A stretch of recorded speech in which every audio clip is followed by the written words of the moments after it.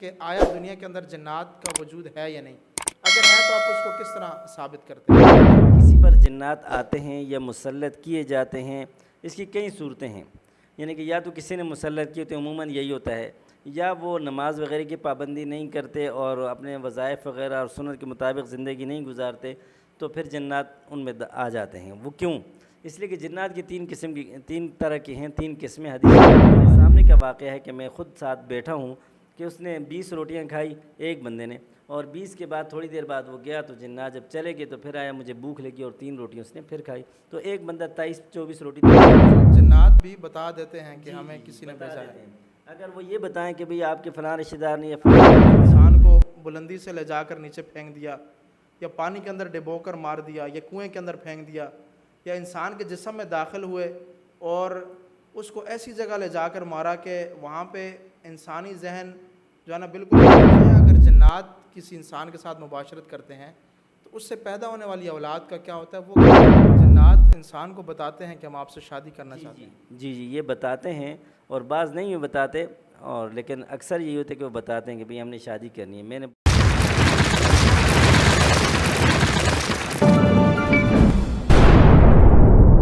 السلام علیکم ورحمۃ اللہ وبرکاتہ۔ میں نام دورانی آپ سے مخاطب ہوں اور آپ دیکھ رہے ہیں سچ کا ساتھ۔ امید کرتا ہوں تمام دیکھنے والے اور سننے والے بخیر و عافیت ہوں گے اور اللہ تعالیٰ کی نعمتوں سے لطف اندوز ہو رہے ہوں گے۔ آپ کو معلوم ہے کہ اللہ تعالیٰ نے جب انسان کو دنیا کے اندر پیدا فرمایا تو اس کے ساتھ مختلف قسم کی بیماریاں اور 18,000 مخلوقات کو بھی پیدا کیا۔ انہی مخلوقات میں سے ایک مخلوق جسے ہم جنات کے نام سے یاد کرتے ہیں، آج ہم نے اس ویڈیو کے اندر اسی ٹاپک کے اوپر بات کرنی ہے، اور ہم نے آج زحمت دی ہے اپنے بہت ہی معزز عظیم روحانی مالج حضرت مولانا پیر عبدالباقی صاحب کو کہ وہ آج ہمارے ساتھ اس ٹاپک پہ گفتگو کریں گے۔ سب سے پہلے تو میں آپ کا شکریہ ادا کرنا چاہتا ہوں کہ آپ نے اپنا قیمتی وقت نکالا اور مجھے اور سامعین کو آپ نے آج اس ٹاپک سے جو ہے نا مکمل طور پہ سیٹسفائی کرنا ہے، اور آج ویڈیو بنانے کا مقصد بھی ہے کہ ہمارے ذہنوں میں سوالات ہوتے ہیں، شاید دیکھنے والوں کے ذہنوں میں بھی سوالات ہوں۔ تو سب سے پہلے میں سوال آپ سے یہ کرنا چاہوں گا کہ جنات کا آیا دنیا کے اندر وجود ہے یا نہیں؟ کیونکہ کچھ عرصے تک ہم لوگوں سے یہ سنتے رہے ہیں کہ بھئی جنات نام کی کوئی مخلوق ہی نہیں ہے اور اس چیز کا کوئی دنیا کے اندر وجود ہی نہیں ہے، لیکن آہستہ آہستہ جب وقت گزرتا گیا تو اس بات کو تسلیم کیا گیا کہ واقعی دنیا کے اندر جنات بھی موجود ہیں۔ تو سب سے پہلے میرا سوال آپ سے یہ ہے کہ آیا دنیا کے اندر جنات کا وجود ہے یا نہیں؟ اگر ہے تو آپ اس کو کس طرح ثابت کرتے ہیں؟ نحمدہ و نصلی علی رسولہ الکریم، اما بعد، فاعوذ باللہ من الشیطان الرجیم، بسم اللہ الرحمن الرحیم۔ میرے برادر صغیر جناب حضرت مولانا انعام دورانی صاحب، اللہ تعالیٰ آپ کو جزائے خیر دے کہ آپ نے اس موضوع پر ہم سے بات کرنے کے لیے وقت نکالا اور تشریف لائے، اور سامعین کو اس سے فائدہ پہنچانے کی آپ نے کوشش کی۔ سوال آپ کا بہت بہتر ہے کہ اللہ تعالیٰ نے 18,000 مخلوقات پیدا کیے، اور ایک بیچ میں جو جنات کا ذکر کیا کہ آیا ان کا وجود ہے یا نہیں ہے۔ تو اللہ تعالیٰ نے کلام پاک میں فرمایا کہ وَالْجَانَّ خَلَقْنَاهُ مِن قَبْلُ مِن نَارِ السَّمُومِ، کہ میں نے انسانوں سے قبل جنات کو آگ کی لپٹ سے پیدا کیا۔ تو قرآن مجید کی یہ واضح آیات ہے، اس طرح اور بہت ساری آیاتیں ہیں۔ دوسری وجہ یہ کہ انسان، فرشتے اور جنات، یہ تین ایسی ہیں جن کو اللہ تعالیٰ نے خاص کر یعنی کہ ان میں یہ چیزیں کچھ ڈالی، لیکن انسان اور جنات میں بہت سارے چیزیں قدر مشترک ہیں، جس طرح سننے کی، بولنے کی، سمجھنے کی، عقل، حس وغیرہ یہ سب عطا کی ہیں۔ اور پھر اس طرح اللہ تعالیٰ نے فرمایا کہ وَمَا خَلَقْتُ الْجِنَّ وَالْإِنسَ إِلَّا لِيَعْبُدُونَ، کہ ہم نے انسانوں کو اور جنات کو روئے زمین پر اپنی عبادت کے لیے پیدا کیا۔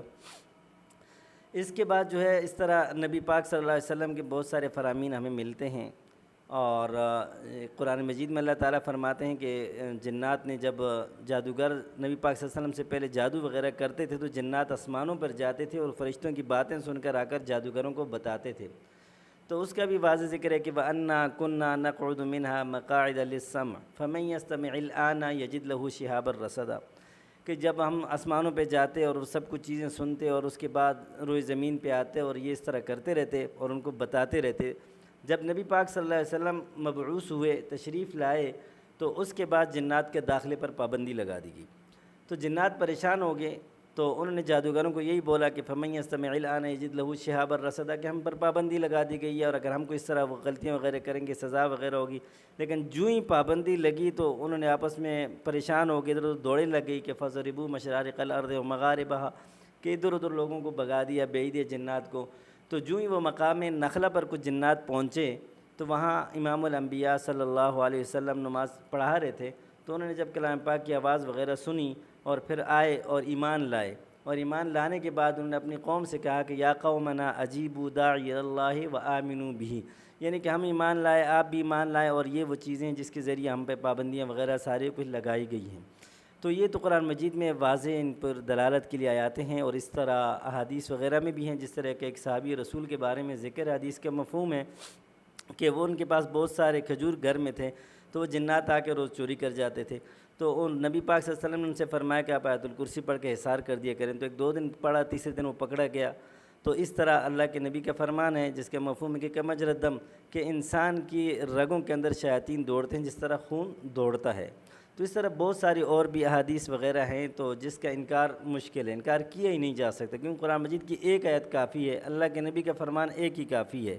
تو اس لیے جنات کا وجود تو قطعی ہے، اس لیے کہ اللہ تعالیٰ کا فرمان ہے کہ میں نے اپنی عبادت کے لیے پیدا کی، اور انسانوں کی طرح انسانوں کے ساتھ ان کو بھی وہی حکم دیا گیا۔ تو یہ بات واضح ہے اور ہر انسان کو سمجھ آ جانی چاہیے۔ آپ نے ماشاءاللہ پہلے سوال کا تسلی بخش جواب دیا، اسی سلسلے کو آگے چلاتے ہیں۔ دوسرا سوال میں آپ سے کرنا چاہوں گا کہ آیا جنات انسان کے جسم میں داخل ہو سکتے ہیں یا نہیں؟ کیونکہ اب مخلوق ہے، مخلوق کے جسم میں داخل ہونا تو یہ یعنی ذہن اس کو تسلیم نہیں کرتا۔ اگر ایسی کوئی بات ہے، یعنی اگر جنات انسان کے جسم میں داخل ہوتے ہیں تو اس کی علامات کیا ہیں؟ یعنی ہم کیسے سمجھیں کہ بھئی اس بندے کے اوپر جنات کا سایہ ہے یا جنات اس کے جسم میں داخل ہو گئے؟ تو اس کا علاج بھی ممکن ہے، جیسے دنیا کے اندر اور بیماریوں کا علاج ہے، آیا اس بیماری کا بھی علاج ہے؟ جنات کو انسانی جسم سے واپس نکالا جا سکتا ہے یا نہیں؟ ماشاءاللہ آپ نے بہترین سوال کیا کہ آیا جنات جو ہے وہ انسان کے اندر داخل ہو سکتے ہیں یا نہیں۔ پہلے میں نے بتایا تھا کہ اللہ کے نبی کا فرمان ہے کہ کمجرى الدم، یعنی کہ خون میں جس طرح رگوں میں دوڑ رہا ہوتا ہے اس طرح شیاطین میں انسان کی رگوں میں دوڑ رہا ہوتا ہے۔ تو جب کسی پر جنات آتے ہیں یا مسلط کیے جاتے ہیں، اس کی کئی صورتیں ہیں، یعنی کہ یا تو کسی نے مسلط کیے تو عموماً یہی ہوتا ہے، یا وہ نماز وغیرہ کی پابندی نہیں کرتے اور اپنے وظائف وغیرہ اور سنت کے مطابق زندگی نہیں گزارتے، تو پھر جنات ان میں آ جاتے ہیں۔ وہ کیوں؟ اس لیے کہ جنات کی تین طرح کی ہیں، تین قسمیں حدیث شریف میں جو وارد ہے، کہ ایک ہوائی ہے، اور ایک اس طرح کے جس طرح کے کتے بلیاں اور سانپ وغیرہ ان کی شکل میں ہوتے ہیں، اور ایک روئی زمین پہ ہوتے ہیں، اور کھانے پینے میں مختلف اقوال ہیں کہ کھاتے ہیں پیتے ہیں اس طرح۔ تو جنات وہ جس طرح حدیث شریف میں ہے کہ وہ انسان کی رگوں میں دوڑتے ہیں، تو جب بھی کسی پر جنات آتے ہیں تو اس کی کیفیت بدل جاتی ہے۔ اس کی مثال یہ ہے کہ جب آپ دیکھیں گے میرے پاس جب آتے ہیں مریض بہت سارے، تو جب میں پڑھائی وغیرہ کرتا ہوں تو جب حاضر ہوتے ہیں تو یا کچھ بھی نہیں ہوتا، لیکن جب سامنے آتے ہیں میں جو ہی دم کرنا شروع کرتا ہوں تو ان کی کیفیت بدل جاتی ہے، یعنی کہ ان کی آنکھیں چینج ہو جاتی ہیں، ان کا کلام چینج ہو جاتا ہے، بندہ وہی ہوتا ہے، کلام چینج ہوتا ہے۔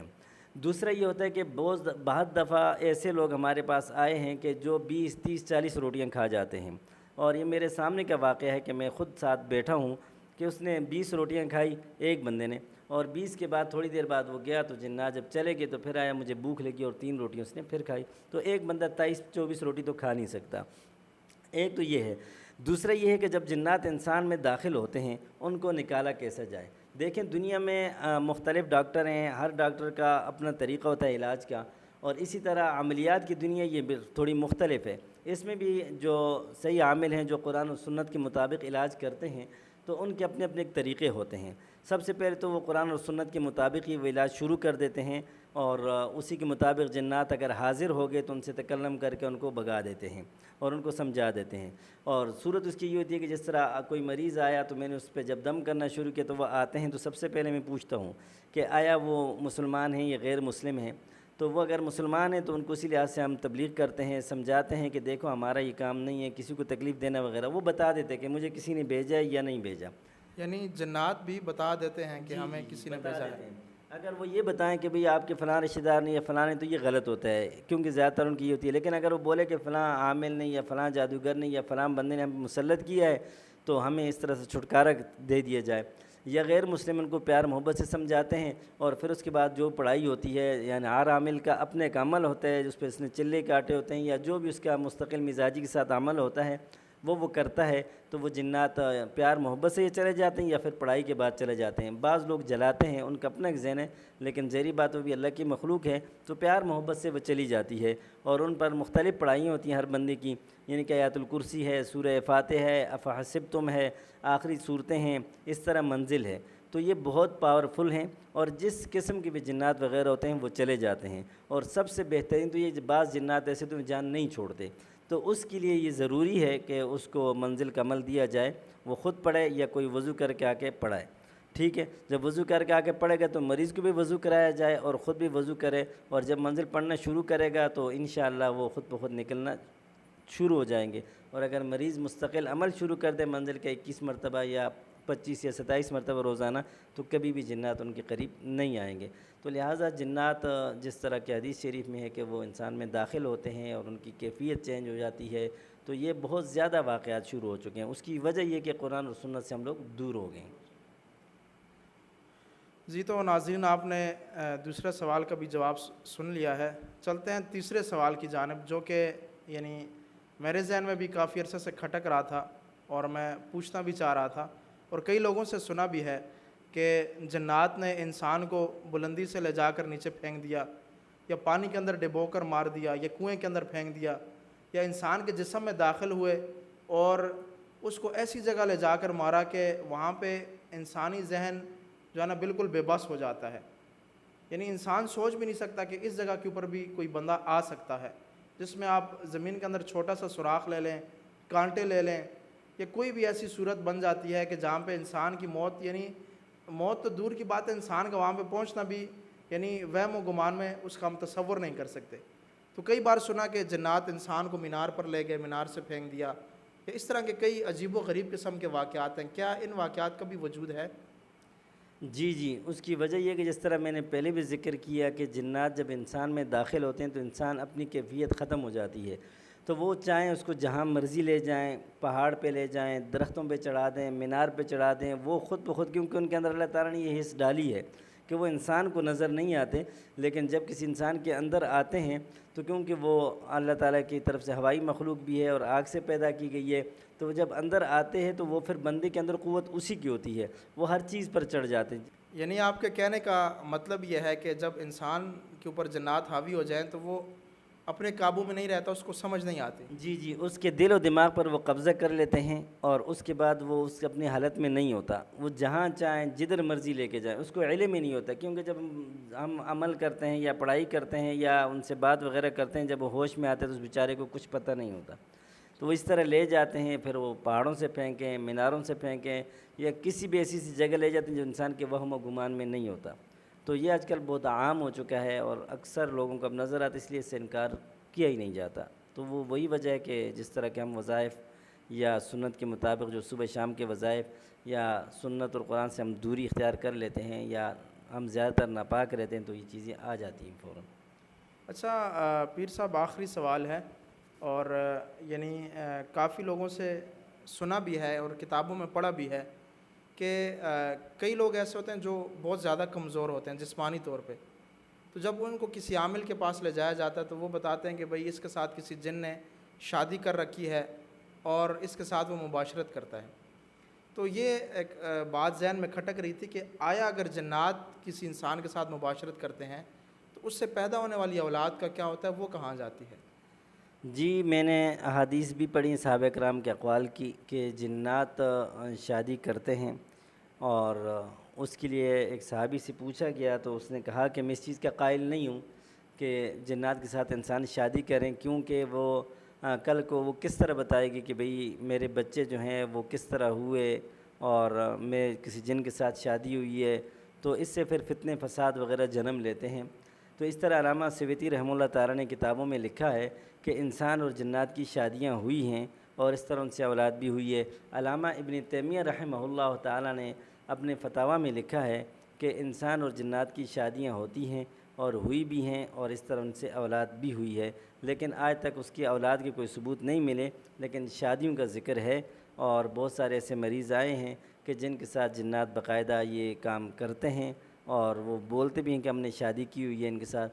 تو اس لیے اس چیز کا تو انکار نہیں کیا جا سکتا، جس کی وجہ سے کمزور ہوتے ہیں، اور جب کوئی شادی پہ راضی نہیں ہوتا، آمادہ نہیں ہوتا، تو اس کو بہت سارے نقصانات بھی دیتے ہیں. اور اس طرح بہت دفعہ ایسے بھی ہوئے کہ جنات کی جو خواتین وغیرہ ہیں وہ بھی کسی مرد پہ عاشق ہو جاتی ہیں اور وہ ان سے شادی کا مطالبہ کرتی ہیں. تو اس طرح ان سے شادی کے لیے وہ کوششیں کرتی ہیں، اگر شادی نہ کریں تو پھر دوسرا راستہ اختیار کرتی ہیں. تو شادی کا قدیم زمانے میں تو کچھ سنا ہے ہم نے، جس طرح علامہ ابن تیمیہ نے اپنے فتاویٰ میں لکھا ہے، علامہ ابن سویتی رحمہ اللہ تعالیٰ نے لکھا ہے. تو اس کے ثبوت ہیں شادیوں کے اور جماعت. یعنی جنات انسان کو بتاتے ہیں کہ ہم آپ سے شادی کرنا چاہتے ہیں. جی یہ بتاتے ہیں، اور بعض نہیں بتاتے، اور لیکن اکثر یہی ہوتا ہے کہ وہ بتاتے ہیں کہ بھئی ہم نے شادی کرنی ہے. میں نے بہت ساروں کو دیکھا کہ انہوں نے بولا ہے مجھے کہ ہم نہیں جا رہے، ہم اس پہ عاشق ہیں، یا ہم نے اس سے شادی کرنی ہے، یا ہم ان کو چھوڑیں گے نہیں تو جب تک شادی نہیں کریں گے. تو یہ ہوتا ہے. اچھا پیر صاحب، آپ کا وقت لیا، آخری سوال آپ سے میں کرنا چاہ رہا تھا، اور وہ آپ کے پیٹی بھائیوں کے متعلق تھا، کیونکہ آپ کی فیلڈ ہے اور آپ ایک فیلڈ میں مہارت رکھتے ہیں اور آپ کا روزمرہ کا کام ہے. تو جیسے ڈاکٹروں کے اندر جیلی ڈاکٹر ہیں، دنیا کے ہر فیلڈ کے اندر جیلی لوگ ہیں، تو ظاہری بات ہے اس فیلڈ کے اندر بھی جیلی لوگ ہوں گے. تو وہ اپنے کام کو چمکانے کے لیے، کام کو چلانے کے لیے وہ یعنی طرح طرح کے ہتھ کنڈے استعمال کرتے ہیں، مریض کے اوپر تشدد کرتے ہیں، یا پھر آج کل دیکھا گیا ہے کہ وہ خواتین کے ساتھ زنا بہت زیادہ کرتے ہیں. اور اکثر دیکھا گیا ہے ہمارے ٹی وی چینلز کے اوپر کہ جب یعنی ہمارے اینکر جاتے ہیں، ان کو بے نقاب کیا جاتا ہے، ان کو کلمہ تک نہیں آتا. تو آپ عوام کے لیے اور ایسے جیلی عاملین کے لیے آپ آخر میں کیا پیغام دینا چاہیں گے؟ دیکھیں، اللہ تعالیٰ نے عوام کو بھی عقل اور شعور دیا ہے، اور جب ہم کسی ایک ڈاکٹر کے پاس جاتے ہیں، علاج نہیں ہوتا، ہم دوسرے کے پاس جاتے ہیں، اور کوشش ہماری یہ ہوتی ہے کہ ہم پوری معلومات لیتے ہیں کہ کوئی اچھا ماہر طبیب یا ڈاکٹر مل جائے. تو یہ جو لین ہے، اس میں میری عوام سے درخواست یہ ہے کہ وہ کوشش کریں کہ کیونکہ یہ اسلامی ملک ہے اور یہاں ماشاءاللہ مسلمانوں کی کثرت ہے، اور ہر بندے کی کوشش ہوتی ہے کہ کسی اچھی انسان کے پاس ہم بھیجیں.